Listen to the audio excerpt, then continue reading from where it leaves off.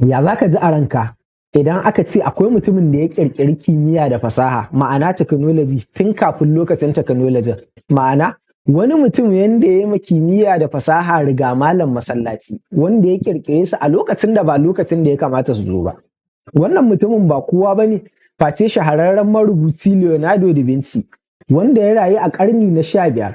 An haife shi a ranar 15 ga watan Afrilu na shekara ta 1452 a ƙasar Italy. Daga cikin ababe mafi shahara da aka sani da Leonado da Vinci, an san shi a matsayin ƙwararren marubuci ko kuma mai zane.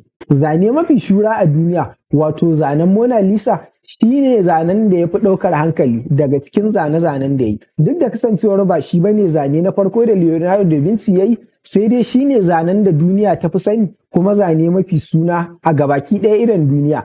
Leonado da Vinci yana ɗaya daga cikin mutane masu fasaha da fikira wanda suka ƙirƙiri wasu ƙirƙire-ƙirƙire na zamani tun kafin zuwan zamanin.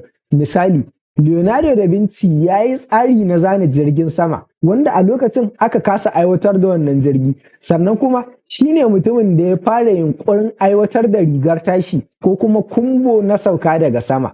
Ma'ana, Leonado da Vinci shi ne mutumin da za a ce ya yi ma kimiyya da fasaha riga malam masallaci, inda ya gabatar da wasu kimiyya da fasaha a zamanin da babu ƙarfin aiwatar da su ko kuma ilimin aiwatar da su bai yawaita ba.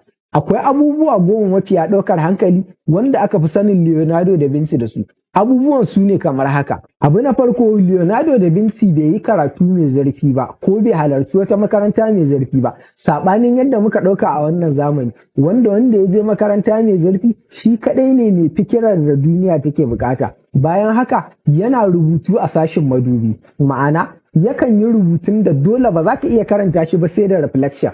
Ya maka rubutun da sai ka sa madubi gaba ta kalli baya sannan ka iya karanta abin da ya rubuta.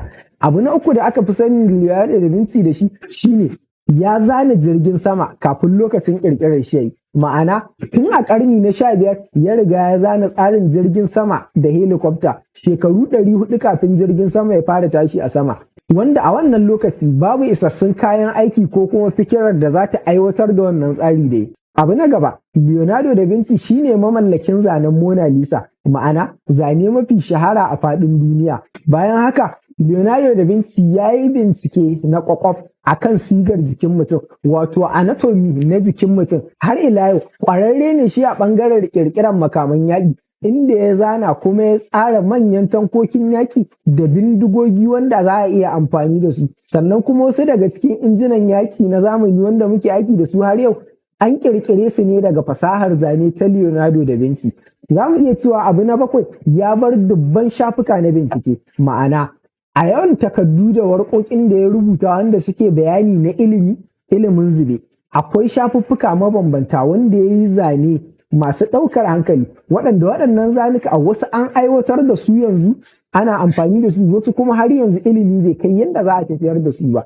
Bayan haka, tsarin zane da Leonado da Vinci ya saba yakan ɗauki lokaci mai tsawo kafin gabatar da shi, inda misali ya ɗauki aƙalla shekara 16 yana zanawa da kuma gyara zanen Mona Lisa. Za mu iya cewa Leonado da Vinci yana ɗaya daga cikin mutane wanda mutuwarsu ta razana duniya a wannan lokaci. Kasantuwar ya mutu ne a lokacin da duniya da manyan sarakuna suke da buƙatarsa, wanda a wani ƙaulin ya mutu ne a ƙarƙashin kulawar sarkin Farisa na wancan lokaci a shekara ta 1519. Wannan kaɗai ya isa ya nuna girman darajar da suke bashi da kuma yadda suke girmama shi. Leonado da Vinci, gwarzo wanda ya ƙirƙiri kimiyya da fasaha tun kafin zuwanta.